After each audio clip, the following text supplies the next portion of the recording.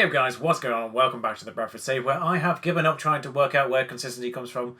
If you look at the 3 games we've played in between the last episode and now, which is Bristol City away, Norwich at home and Bolton away, 1-1 away, 4-0 at home, 4-0 away at Bolton.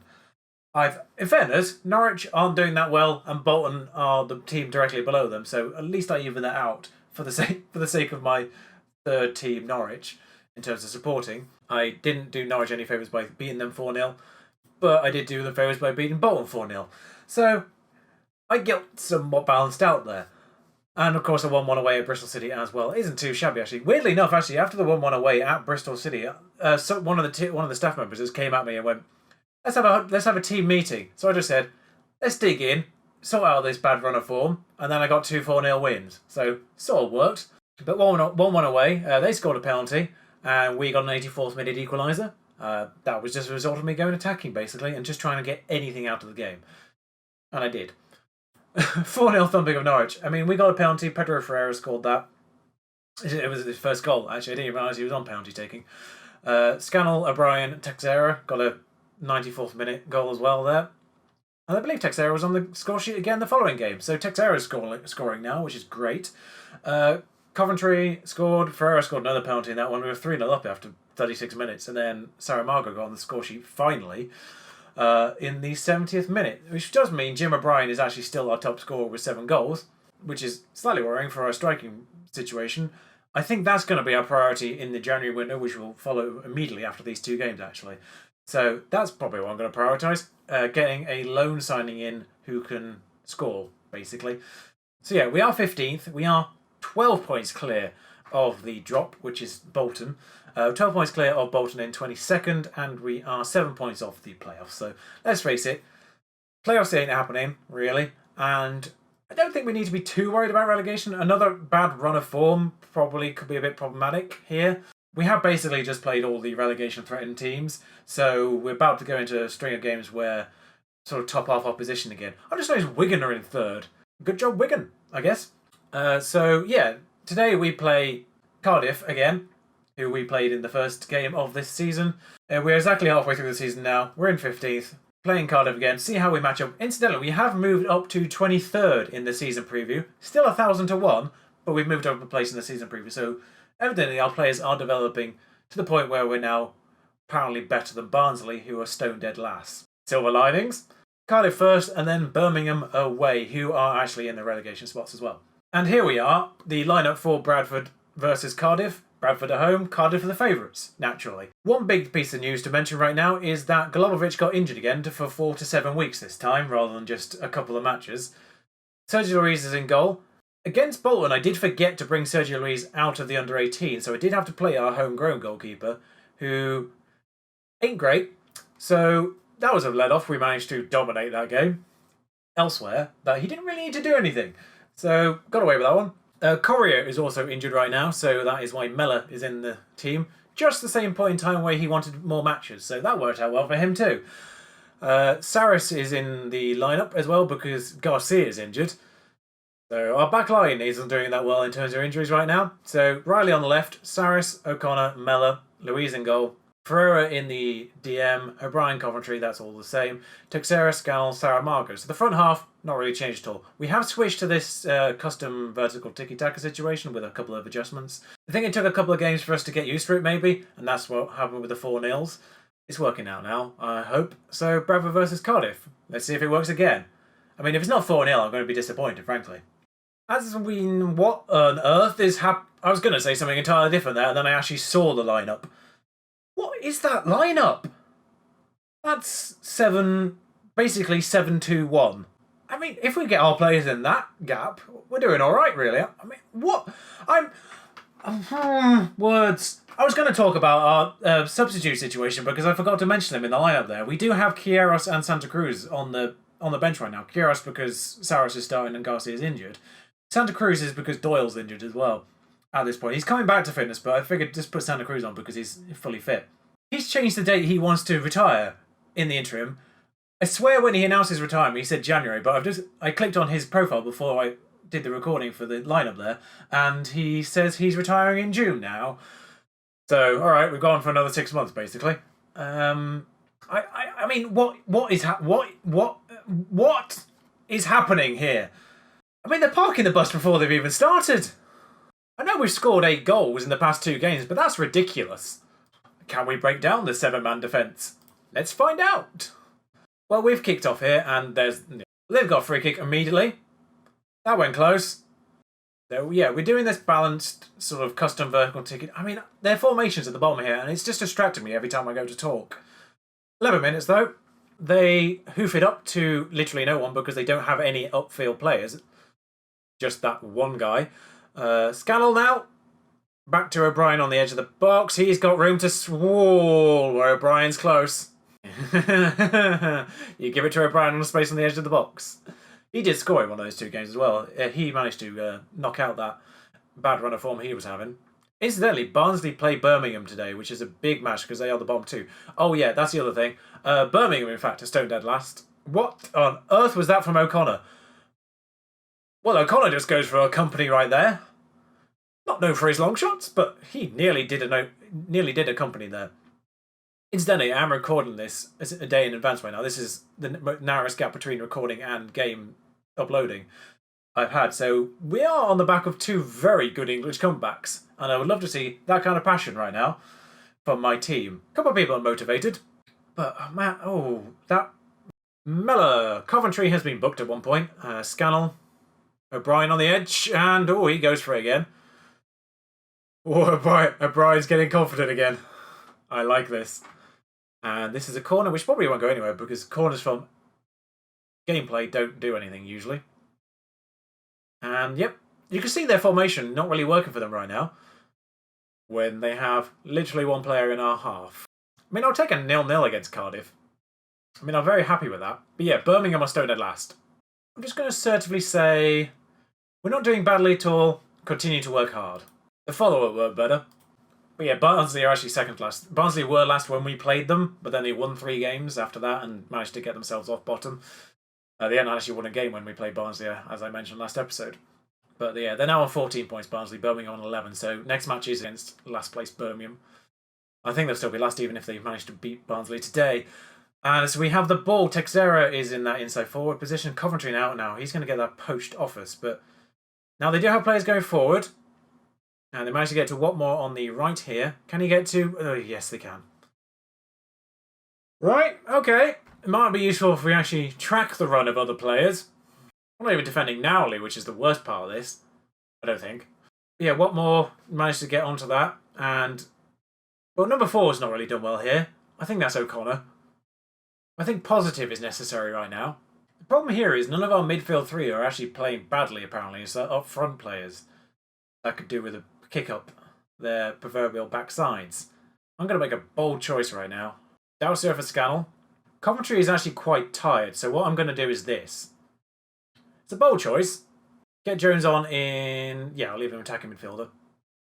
Alright, so Jones and Dalsale on for 1 player not playing very well and 1 player very tired and on a booking. Literally, I was about to say literally nothing's happening, and there's a highlight. O'Brien swings this in, and that gets to Saris, who gives it back to O'Brien for another attempt, as he's not closed down anywhere at all. Ferreira on the edge, who pulls out O'Brien. He's clearly been watching Jim on the training pitch. Ferreira's not scored from open play yet this season. He scored 2 penalties, and then he does this. Where did that come from, Ferreira? Well, I think even Smithies was caught off guard by that. It's like, he's hit it. He made no attempt to save that. I mean, I'm staying positive right now because I kind of want the winner the way we're playing. Let's just waste a little bit of time bringing Santa Cruz on for no reason at all, really. Give him his favourite position. Why not? 3 minutes gone. Looks like it's going to be 1-1 here. But Santa Cruz has made an appearance this season, so all's good. Now 38-year-old Roque Santa Cruz. But Texera, yeah, this is going to be end of the game. 1-1. We'll take a draw against Cardiff. I'm not disappointed by that. We ended up actually being really on top of that game for the most part there. 21 shots, but only 9 on target. So we do need to work better on getting the shots on target, really, again. Not a great performance from our up-front players, sort of attacking players. Not great from them, but midfield-wise, we didn't do too badly. I'm not going to do more than that. We're actually the favourites for this game, which is slightly disconcerting. They're 7-2 to win at home against us, which... okay. Eddie Roberts has come on the bench because Dalshere took a bit of a knock in the meantime. It does mean we do have two central attacking midfielders on the bench, but I'm just going to stick one of them on the wings if I need to. They'll have to just grin and bear it. Garcia's back though, so he's back in defence instead of Saris. So Riley, Garcia, O'Connor, Mellor, Sergio Luis. Everyone's actually doing alright fitness-wise in terms of the first team. Sergio Luis in goal. Ferreira, O'Brien, Coventry, Texera, Scannell, Sarah Margaret. Nothing's changed. Like I say, everyone's doing reasonably decent well fitness. The day of rest did them wonders, even though it's only 3 days gap. Anyway, bottom of the table. Well, that's a little bit more of a normal formation from them. Well, Coventry wants to give us the performance the fans are expecting, and the rest enjoy a bit of faith. So there we go. And Birmingham kick off this match.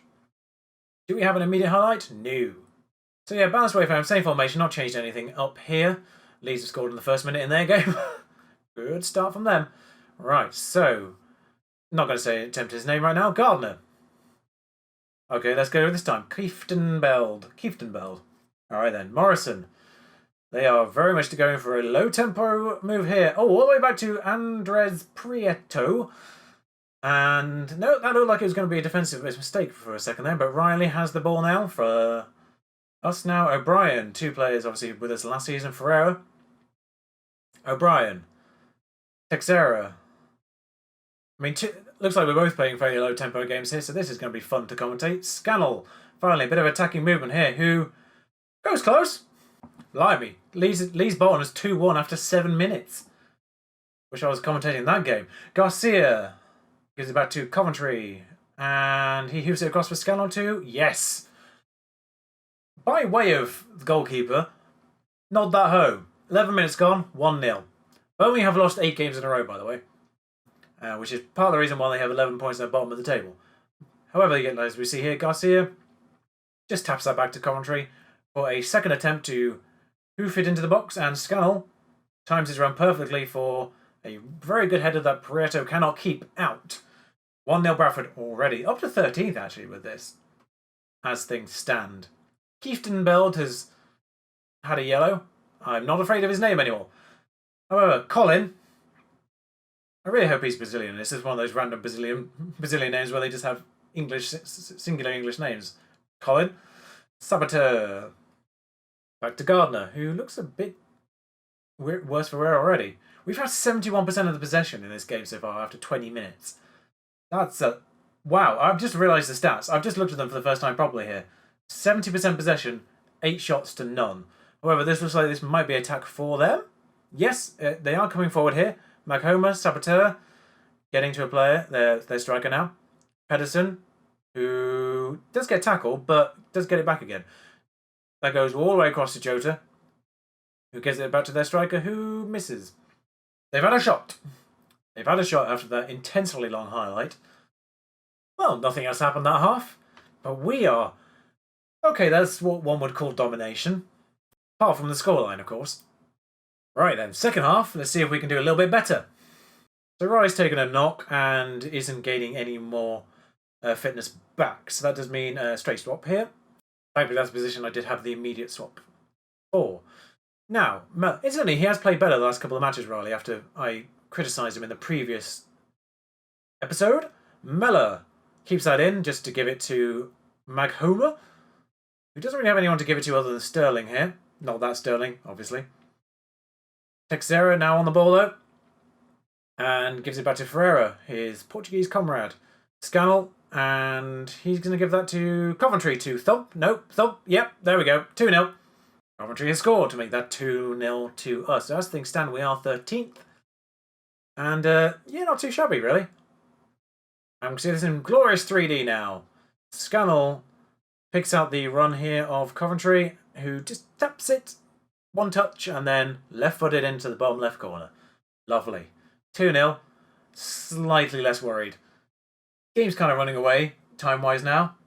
No one's really playing intensely badly here. I think I'm just going to do an experiment for the last 20 minutes, basically, here, and bring Curtis Jones on the left. Now, he's not natural here, but he is, as you can see, better in every area. So I want to see if Jones... and there's immediate highlight as soon as I do that. I wonder if this involves Jones. If I just found out I should have been playing Jones on this left-hand side this entire... Wow! That was audacious. If I find out that I should have been playing Jones on the left-hand side this entire time, I'm going to be very mad. Although this game is just vanishing, so maybe not. Nothing has happened. Let's give Doyle a bit of a run-out now. 4 minutes, give him a run-out, and another highlight. Okay. Garcia to O'Brien. There it is. There's the pass. And out to Wood. And Jones here on the left-hand side gives it back to commentary in the middle. And O'Brien just... Oh, incidentally, O'Brien is still starting matches. Scannell, well, he's just thumped that at Prieto, really. There's no other word for it. 2 goals for Scannell this match. He is now our joint top scorer, worryingly. But O'Brien here gives it to Scannell all the way over there, who just runs through their defence, basically, and... Well, let's just say it's become slightly more evident why Birmingham bottom with that defending. There's another highlight here, and there's still plenty of the injury time to go, so this is probably going to be something. Gives it to Roberts at the back. Over to Pedersen, who hasn't had a good game according to the statistics, but he does provide a lovely cross pass there to Stewart, who doesn't do as well, really. Morrison back to Gardner, but intercepted on its way, given to Coventry. Scannell here, but there's room for a Scannell hat-trick here, maybe. Oh, this is what's happened here. Keefton Bowles is being sent off. I didn't actually mention his yellow card earlier on, but this was like a sending off for Keefton Bowles in injury time. This isn't really going to make any difference. Let's face it. That was actually the entirety of the highlight. The resulting free kick evidently went nowhere. But there's a chance for one more attack here, maybe, depending on how quickly we can get this up the field. Nah, never mind then. Well, another minute's gone by, but this highlight's still going. But we've managed to reclaim the ball and are moving forward. No, it was the end of the match highlight. Just took another minute to get there in game time. That is fairly comprehensively our match. Very pleased indeed. So, we do play Blackburn Rovers in the next game, but we are now in 13th position with 35 points, 13 clear of, oh dear, Norwich in 22nd. Incidentally, the situation with Norwich is they basically sold all their good players. They sold Aarons, Jamal Lewis and Pookie during the transfer window, and even though they did spend money, evidently the players they brought in aren't working for them as well as those guys. So that's why they're really struggling, by the way. Not sure why Sheffield United are. Interesting that those two teams are towards the bottom considering this year's results. But yeah, we are 13 points clear of the drop now and only 6 points off promotion playoff spots. I mean, dare to dream, folks. Dare to dream. I mean, actually, considering last year's December period, that's a dramatic upswing for December. Unbeaten. I would not be surprised if we get a manager award out of this. But yeah, 2 draws against credible opposition and 3 wins against relegation-threatened opposition. 11 points from 5 games. Definitely taking that. So January upon us now, probably looking for an actual striker during this, on loan maybe, someone with a good amount of positioning and finishing ability is what I'm going to be looking out for there. So I'll play through the entirety of January, and I'll probably bring you these 2 games at the start of February instead, because we saw Sheffield United last time round. So we'll bring you 2 different opponents this time, Brentford and Stoke, next time I see you after January, and I'll bring you any transfer dealings that happen during that time. Don't expect much though. But until then, ta-ra.